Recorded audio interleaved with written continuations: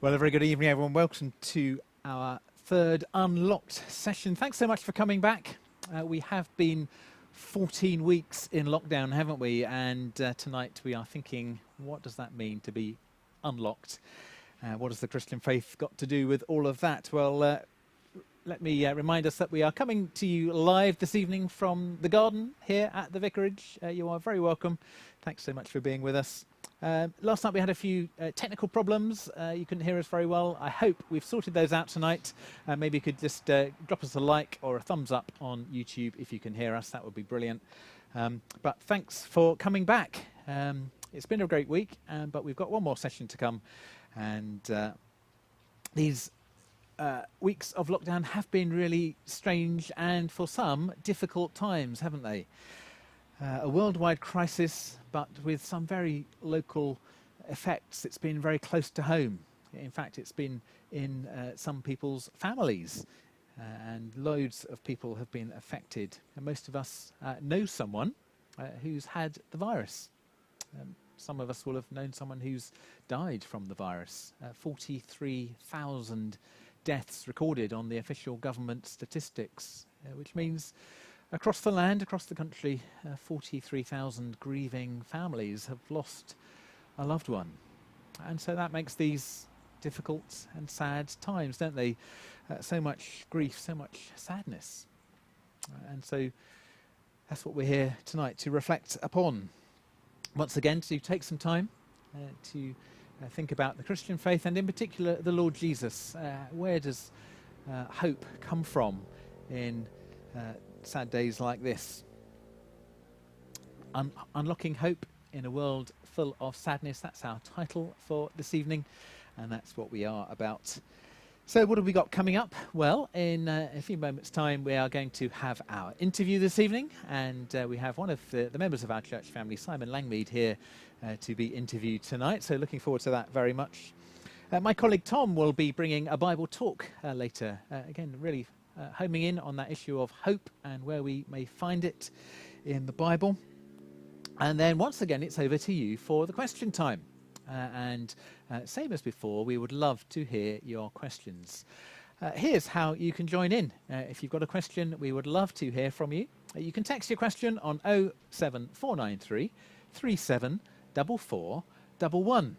Those texts will be sort of looked at, and we'll send you a quick message back just to say we've got it. But that's the first way of doing it. Secondly, you can drop the question on the Facebook stream. Just type it in the comments there, and we'll pick those up. Likewise, you could go onto YouTube, and you can drop your comment or question on there as well. So we would love you to join in with us this evening. And we would love to hear from you. Okay.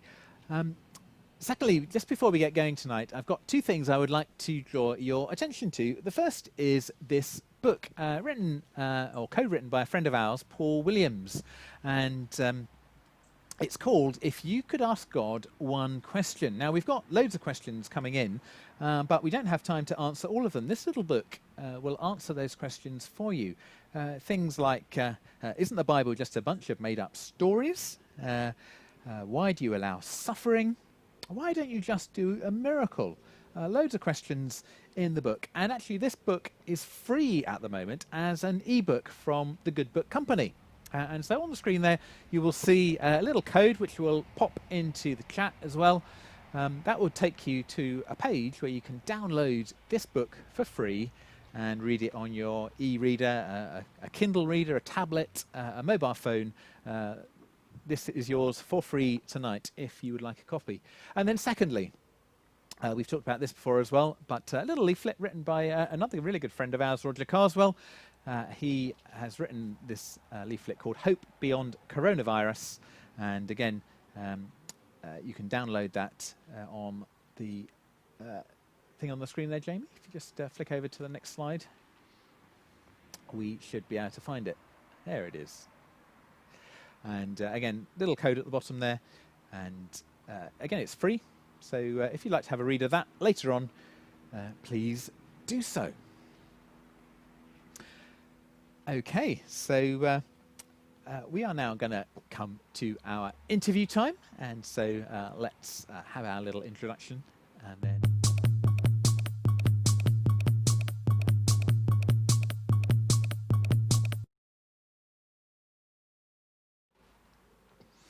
Well, friends, I'm delighted to welcome my friend Simon here for our interview time this evening, and Simon, part of our church family, and you're also a local GP.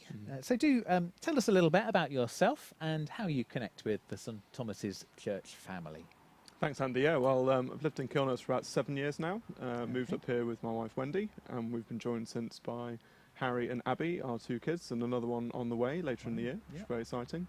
And we came here to Kilnurst specifically to be part of the St Thomas's Church family. At the time we had some friends who were part of the church, and we wanted to come here and be a part of this community of Christians who were encouraging each other to follow Jesus and helping people in the local area to do that. So that's how we ended up here. Brilliant. Okay, so how have you found the last 3 months? What sort of change in day-to-day life for you? It's been pretty weird, hasn't it? And I was trying to think back on this earlier to those really early days when you basically weren't allowed to do anything at all, you know, and so life went very suddenly, didn't it, from what I guess we call the old normal to all of a sudden, you know, just going to your essential job and out to the shops once a week for some food, and that was about it, wasn't it, apart from your walk around the block. So I think I've potentially, particularly missed the socialising with people, seeing people in all different kinds of parts of my life, you know, at work, with the church family, you know, meeting family and friends. That's really what I've been missing the most, I think, throughout this whole period. Okay, but I guess you have been still working, so that's still been part of your daily routine. And so what's been the sort of just the hardest part of lockdown, you know, in terms of the things that you used to do that you can't do anymore? Lots of different things, I think. Driving to work during the lockdown was particularly strange because there's just nobody there. It was like driving through a ghost town, going to the centre of Rotherham. And so I think, you know, at work I've particularly missed interactions with patients. We've been doing that all on the phone. Missed interacting with my colleagues as freely as I normally would.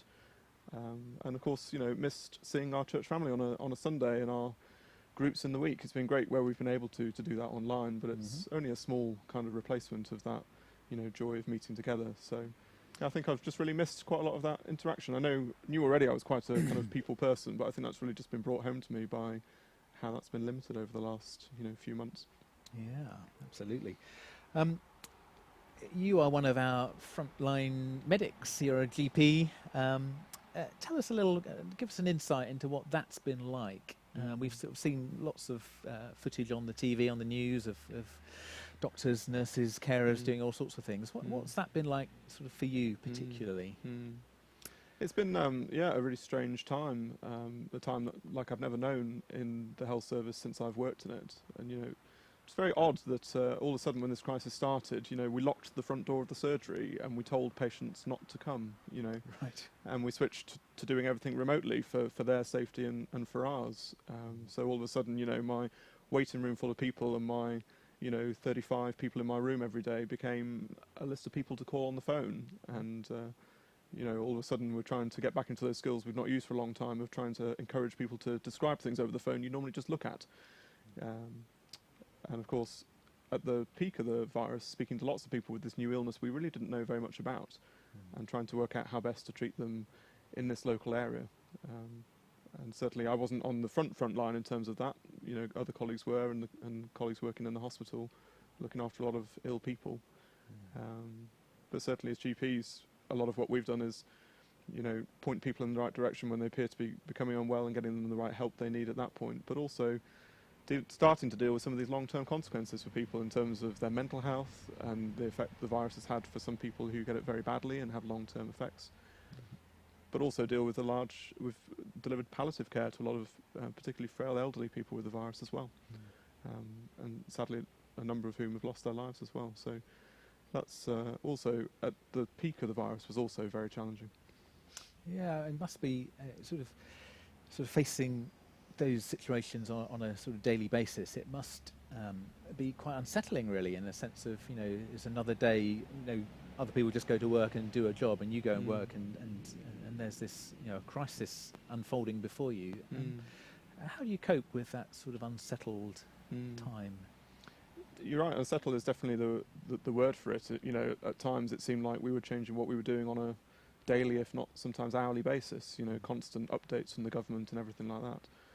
I think it would be very easy to lose your head amongst all that, to be overwhelmed yourself by the same fears and everything that everybody else has.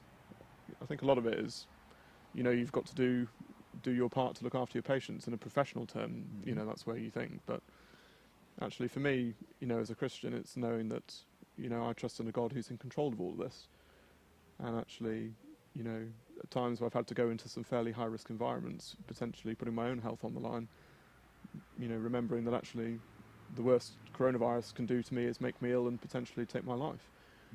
But actually, knowing Jesus, he's already gone before me. I know that my life is safe with him. And so that's been a great comfort to me, that even should I lose everything that I hold dear in this life, I still have eternity with him ahead of me. Amazing. So I think that's been my ultimate comfort the whole time, when I've had to do particularly the higher risk bits of what I've done, which compared to what other people have had to do in hospitals and things has still been relatively low risk, but still.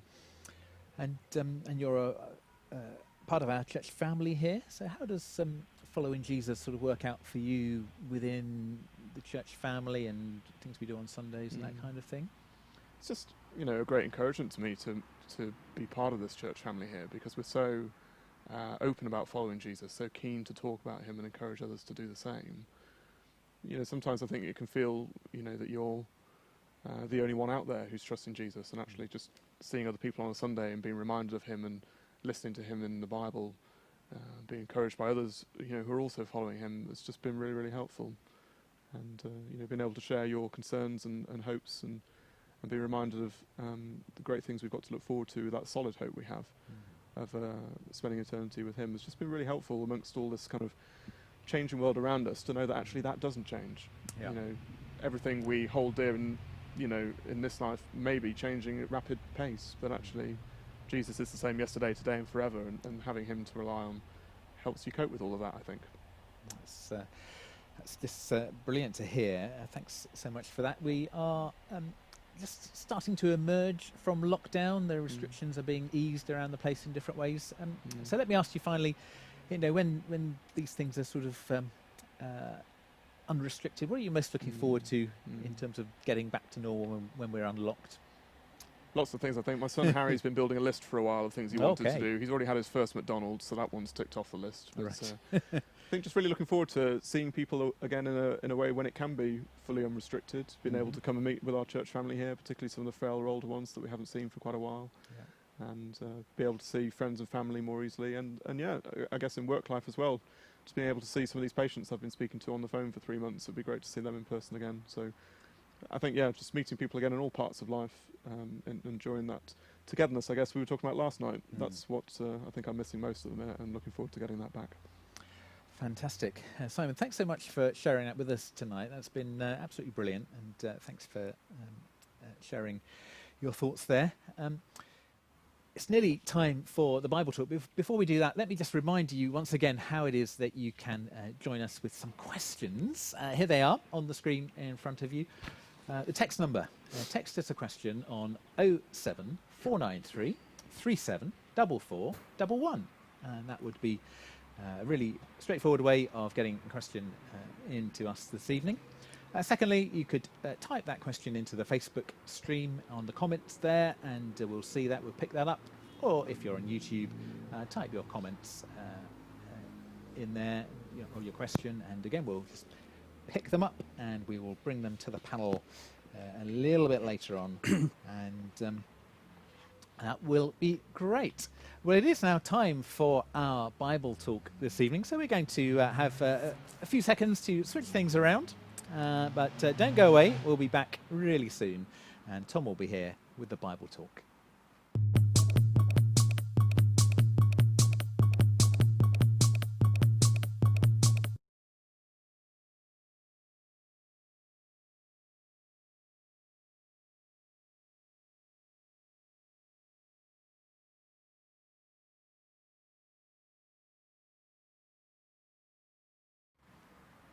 Well, friends, a very, very good evening to you. It's lovely to be with you again. My name is Tom, if we haven't met before. I wonder, as we start, if you have seen Ricky Gervais' latest series, Afterlife. It's based around a man called Tony, who had the perfect life until his wife died. And then after that tragic event, he changed. And well, the series follows Tony as he grieves and processes all of that. I probably need to declare that while Gervais is very much a Marmite figure, I really quite like him. But this show is such a depressing window into a world where there is no hope. Because when Tony loses his wife, well, that's it. She's gone. There's nothing supernatural. There's no hint that she's gone to a better place. And even the vague opinions and lovely sentiments that he's offered, ultimately, well, they just beg more questions than they answer. You see, Afterlife is all about how this man deals with this all-consuming pain and grief, and how he tries to go on living in a worldview that has no consolation. I guess for many of us, the drama is just a little bit of evening entertainment, but nothing more than that.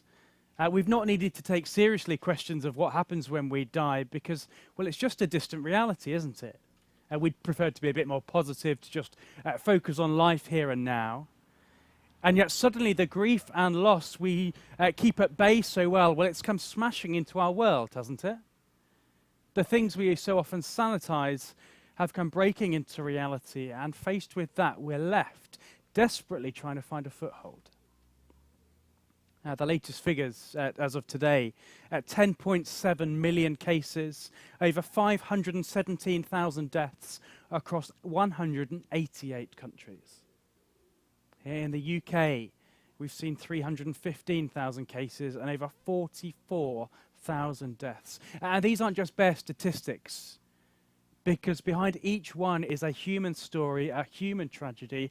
People are dying from this virus, and no one is immune to it.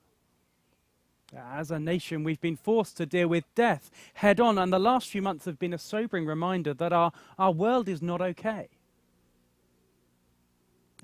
But it's not just coronavirus, is it? Think more widely, and who could forget the brutal murder of George Floyd? The thousands of Uyghurs suffering forced imprisonment in China, the huge humanitarian crises evolving across India and parts of Africa. I think of the vulnerable and the frail who have felt so alone and afraid, those cut off technologically or grieving without comfort. And that's all compounded by the warning this week, isn't it, that this is not even close to being over, and the economic recovery will bring real pain. And we don't have to look far, do we, to realize that sadness has come crashing into our world, and yet, if we're honest, we still haven't asked the questions of what will happen when we die. Is there any hope beyond the grave, or is there just Gervais' empty nothingness as the best we can hope for? Well, rather than just offering up kind of kind and sentimental words, the bit of the Bible we're going to look at tonight does something a bit surprising. Because it wants us to help face the reality of death, but to walk through sorrow and grief authentically. To help us find a way forward that is honest, hopeful, and helpful.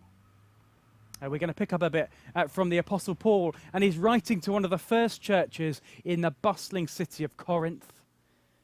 And he focuses in on the cross and resurrection of Jesus, the event that stands as the heartbeat of Christianity.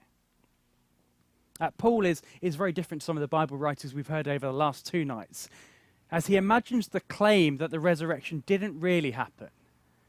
And then, like the finest lawyer, he systematically takes the argument apart, dismantling any objections, like the toddler with their eye on their sibling's Lego. The argument is coming down brick by brick. I wonder if the directness of his words shock you. Here's verses 12 to 13 of 1 Corinthians 15. If it's preached that Christ has been raised from the dead, well, how can some of you say there is no resurrection of the dead? Because if there is no resurrection of the dead, then not even Christ has been raised. There's no attempt to wriggle out of a tricky position for Paul. The Bible's clear that if the resurrection didn't happen, if Jesus was not physically raised from the tomb, well, then faith in him is utterly useless. If Jesus wasn't raised, then the Christian faith is as much use as a chocolate fireguard or plans to lose weight in lockdown. Well, hold on, whoa, you might be thinking, steady on. Of course, it's a bit of an issue if Jesus didn't actually rise, but Christianity can still offer us something, right? I mean, it can still be a nice social gathering, a nice community group. Oh, and the songs are lovely, so we can have those, right? And anyway, all of this happened so long ago, we don't want to get hung up on the details, do we? But Paul seems to have anticipated us, and he pushes things even further in verse 15. Is Christ has not been raised, our preaching is useless, and so is your faith. More than that, we're found to be false witnesses about God. For we've testified that he did raise Christ from the dead. If Jesus didn't rise from the dead, well, then the apostles are liars, because that's exactly their claim. Worse still, God is a liar, because he promised to vindicate his son and kickstart the new creation with his resurrection. And so if it didn't happen, well, the rug is pulled out of the whole thing. And just when we think the stakes couldn't get any higher, well, in verse 17, Paul raises them again. If Christ has not been raised, your faith is futile, and you are still in your sins. Those also who have fallen asleep in Christ are lost. I don't know about you, but one of the things I find so endearing about the Bible is how it never shrinks from telling us the things we really need to know. Sometimes it's painfully blunt about reality, but that's because it's a book that wants us to see our world as it truly is. As one person put it, Christianity is by no means the opiate of the people. It's more like the smelling salts. You see, death and sadness are not a result of God having made us with flimsy materials or just the wear and tear of evolutionary misfortune. But they come from our rejection of him. Right back at the beginning of the human story, God warned us that to reject him and choose our own path would be to reject life and choose death. To turn from God's authority and try to be our own was to lose freedom and inherit decay. And at the very heart of the Bible's account is the claim that this world is not as it's meant to be. Things are broken and painful, and sadness touches each and every one of us. And rather than play that down or cover it up, the Bible alone gives us deep answers for why our world is like this. Because ultimately, it's not a problem out there, but a problem in here. Each of us live under sin's rightful sentence of death, and none of us have the power to overcome it. On our own, we are utterly without hope under the penalty of sin and the power of death. And so do you see how Paul's argument starts to shape up? Without Christ, death is an enemy that cannot be overcome. Its power is rightly to be feared, and it brings over only irretrievable loss. Without Christ, Ricky Gervais' worldview is right. Verse 19, if only for this life we have hope in Christ, we are of all people to be pitied. If Jesus didn't rise from the dead, Paul says, we are idiots. He cannot be our rescuer. We've got everything wrong. If Jesus didn't rise from the dead, then Christianity is humiliatingly stupid, and you are wasting your time with us this evening. But, at verse 20, Christ has indeed been raised from the dead, the firstfruits of those who have fallen asleep. After the sobering logic of verses 12 to 19, verse 20 launches out in this huge crescendo of hope. Because Christ has been raised from the dead, and that changes everything. His cross is not a giant monument to failure, but the ultimate place of victory and hope. The empty tomb declares that death is not the end, and Paul immediately connects this victory to you and to me. Jesus' resurrection, he says, is the start, the first fruits. His life beyond the grave offers us life beyond the grave. And in a generation faced with the sobering reality of death, Jesus doesn't sit immune or disconnected from our sorrow, but he enters into it. He comes to redeem us from our biggest problem and to free us from our greatest foe. And as the one who has been through death, he says we can have hope as we put our trust in him. To bring this just down to the ground, let me tell you Glenn's story. One night, Glenn's 16-year-old son, Bradley, was driving home from basketball training when he was killed in a head-on collision with a drunk driver. And in an instant, he was gone. And no one can tell the depths of grief that family suffered. And those of us who are parents wonder how we could even go on in such a situation. At his son's funeral, Glenn spoke lovingly of Bradley's life. He spoke candidly, too, about his family's choking heartache, loss, and grief. But he also spoke of God, of who God is and how he works in our lives. In the midst of his crushing grief, he relied on the person, character, and resurrection hope of God. A few months later, I stood with Glenn, and he talked honestly about his experience. It all boils down to the resurrection, he said. If the resurrection is true, then one day everything's going to be okay. But if it's not, then it's ultimately hopeless. In the depths of suffering I cannot even begin to know, he knew where his hope truly lay. A hope that didn't remove the tears, but allowed him to grieve in a new way. A hope that sustained him when all else seemed to fall away. Friends, we started by asking if we can really have hope in a world of sadness. Well, the resurrection of Jesus Christ says yes. It alone allows us to face death as an enemy and be honest about the way it makes us feel, and yet to move beyond that to hope as well. To name death not as a friend but a squatter, and to know it does not have the last word. It's my longing, my prayer that you would know that certain hope that God offers you today through the cross and resurrection of his Son. We are going to draw this little bit of time to a close. But we're going to hand over to you now, because this is your chance to pick up on anything that's been said. And we're going to hand over to a panel who will discuss any questions you send in.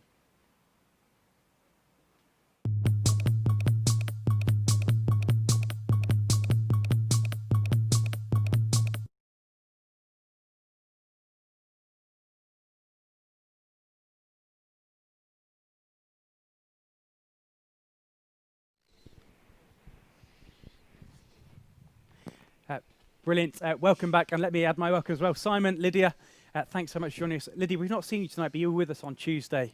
Yes. So thank you for coming back for another evening. My pleasure. Thank you very much. I've got a whole load of questions coming in. So what I suggest we do is we'll try and take as many as we can and maybe try and make our answers a bit snappy. Sure. Does that help? Yeah. The first question is from a whole number of people wanting to know why on earth you're wearing shorts, Simon. It's July. It's July. Good. Dress shorts. like it's summer and it shall be summer. Dress like it's summer.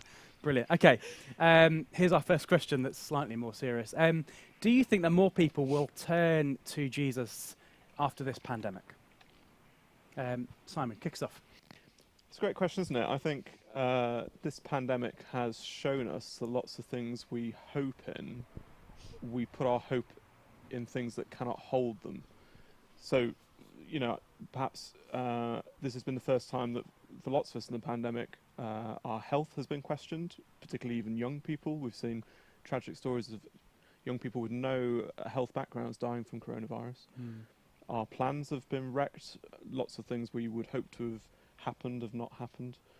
And I think, we've said already this week, we can't know the mind of God, but I think in lots of ways he's showing us actually that we're hoping in lots of the wrong places.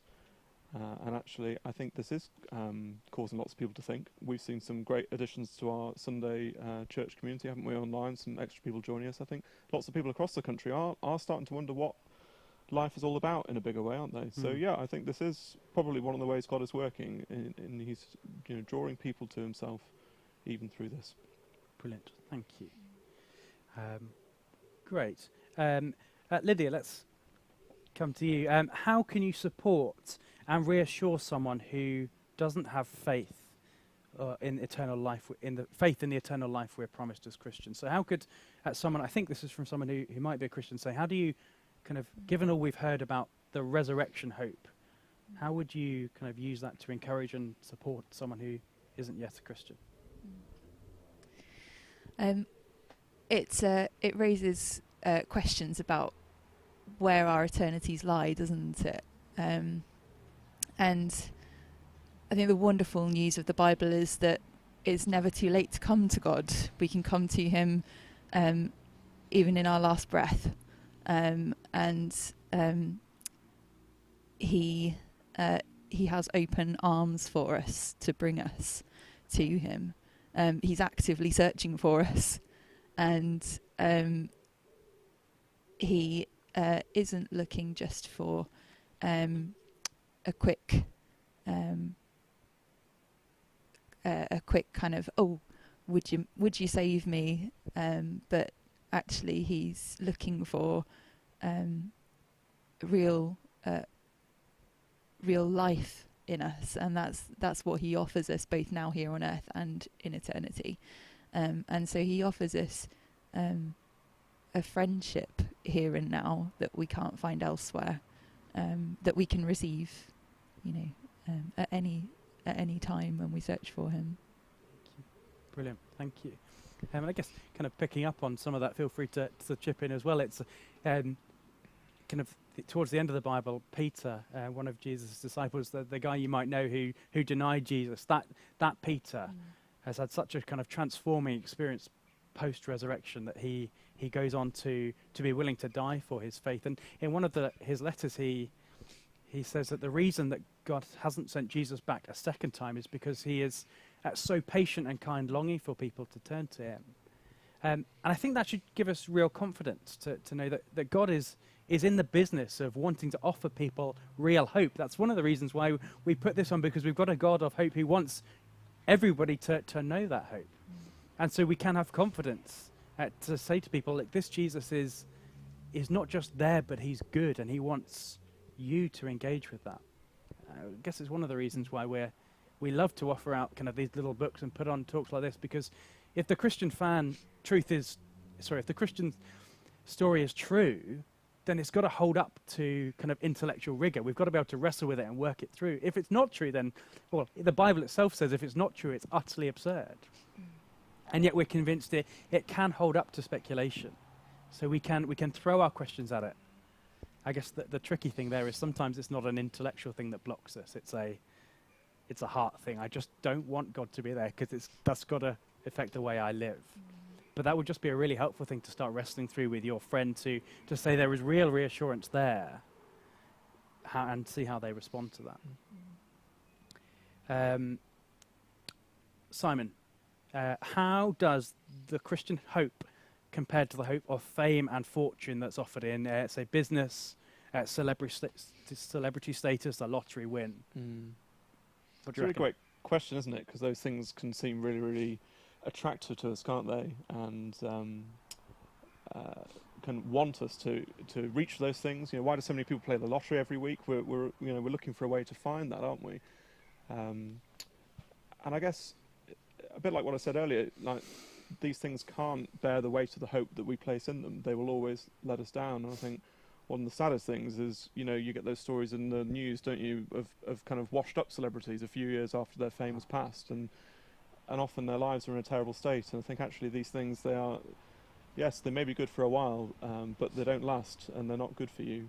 Whereas actually, as you've shown us tonight, the hope that we can have in the Lord Jesus after His resurrection, we know that we're going to follow Him. That's a hope that we can be sure of, a hope that is good for us.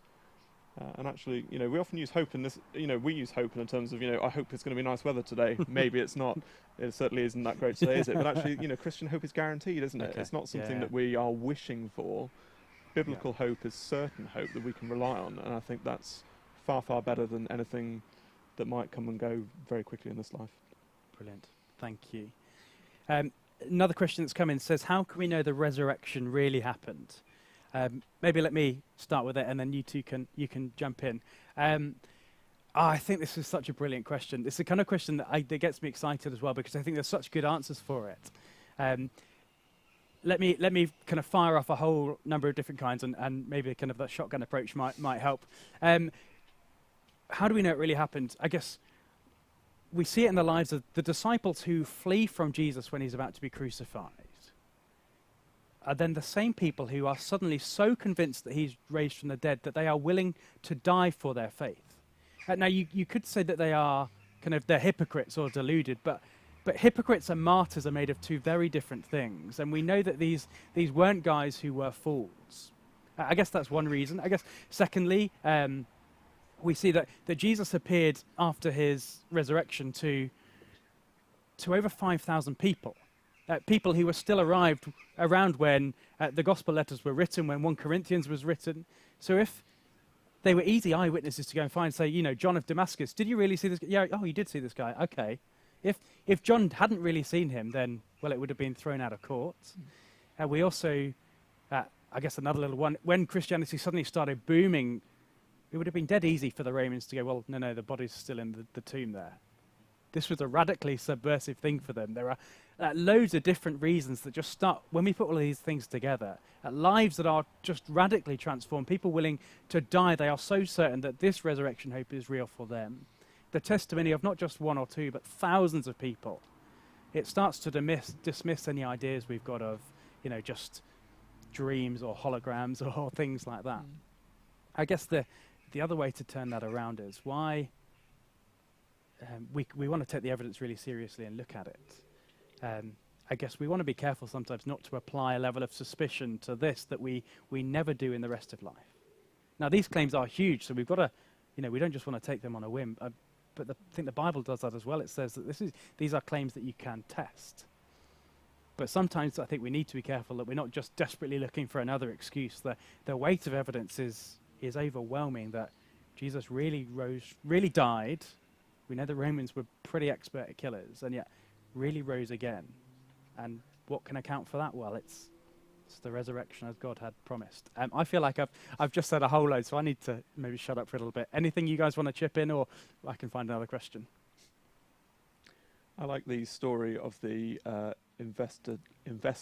can't say the word now. The investigative journalist who set out to disprove that the resurrection happened, called Lee Strobel. He wrote a book about his experience, didn't he? Yeah. He set out to disprove the resurrection. Yeah. And by the time he'd looked through all the evidence and he'd combed all kinds of sources, he became a Christian, because actually his conclusion was that the resurrection must have happened, and therefore he worked it through logically. If Jesus did really rise from the dead, he really must be the Son of God. He really must offer everything that he says he does. So yeah, that's a guy who that is his academic professional background, and he set out completely the opposite to him, and managed to end up following Jesus. Thank you. If you're interested in that, it's Lee Strobel. The book is The Case for Christ. I think it's how a skeptic came to faith. Google it, you will find it.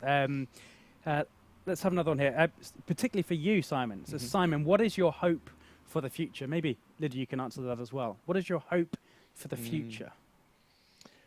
I think, God's been reminding me of where my hope should lie during this coronavirus. I think, I had lots of hope, lots of plans I had for this year. They've all been kind of ripped up. We've got this great kind of year planner on the wall in our study, and basically it stops in about March. It's got loads of writing all over it, all the way to about March, April time, and then there's nothing, because actually all these things we hoped were going to happen have not happened for whatever reason. What's my big hope? My big hope is that I will keep following Jesus, and I will meet him in heaven, as he's promised that I will, and for my family to do that, for Harry and Abby and our newborn to grow up knowing Jesus, and for all those I know to come and find that same hope too. That's my biggest hope, because that's the only hope that's worth having hope in. Brilliant. Lydia, do you want to come into that? And I think we've got at least one more after that. Okay, I'll make this quick then. But really, I suppose along the same lines actually. So I'm not particularly ambitious. My biggest hopes in life haven't happened, and And so I don't really have a 5 or 10 year plan, or 20 or 30 year plan. I hope that tomorrow will be nice weather. My hope every day is that I'm going to live this day with Jesus, and that he's going to hold on to me and keep me holding on to him and keep me searching for him, knowing that he's taken my heart to belong to him. Yeah, and my hope is that in 10 years' time, 20, 30, 50 years' time, that'll still be my hope for today. Brilliant. Thank you. Here's our last question for the time being then. Kind of a cheeky double question, this is cleverness. What age will we be in heaven? And how does age as a concept work in the new creation? Here's my answer. I don't know. And I guess I'm quite happy saying that there are some things that we don't know, and I guess there's got to be a level of contentment that Jesus doesn't tell us. But I guess we've got to be careful there, not to let the little things we don't know to overshadow the rest. There's something that is so astonishingly good about heaven that it will blow our minds. But what do we do know about it? We know that it is a real place that Jesus has gone to prepare for us, that we're not just going to be sitting on clouds with harps eating dairily in some weird, funky robe thing, but we're going to be in a real physical creation where the world will be perfect. It'll be back to the beginning, but with no chance of it going wrong again. And that sounds brilliant. I mean, it's just quite sobering as we've looked back at our futures. There will be no policemen kneeling on black men's necks. There'll be no cancer. There'll be no child abuse. There'll be no coronavirus. It'll be gone. There'll be no fear. And it'll be gone because Jesus is there and he guarantees it. That is the hope. I hope that's okay, because we don't know some of the how old we'll be, but what we do know is enough to make us think that is the place I want to be. You nodding along like you've got something helpful to say? Or you Totally agree with you. Great. I think we're going to wrap things up there. If whoever sent that last one in, great question, did a bit of a cheeky one. Let me respond with a cheeky one in kind. I guess as we've had these questions in, let me finish with a question for you. What are you going to do with all that we've heard this week? What are you going to do with Jesus' offer of security and community and hope? We would love to tell you more, but it'd be great to leave you to think about that question. And I am going to hand back to Andy, who's going to draw us to a close.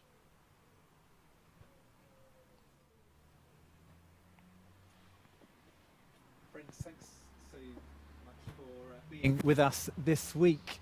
We have landed on this third evening on the really big topic of life and of death and of the resurrection of the Lord Jesus. And so we've also been thinking that this sadness in the world, it touches us all in different ways. And so, again, let me follow up really from what Tom was saying just now. These have been strange times, but we are convinced that the Lord Jesus is the key that unlocks not just hope, but also security and togetherness and many other things besides.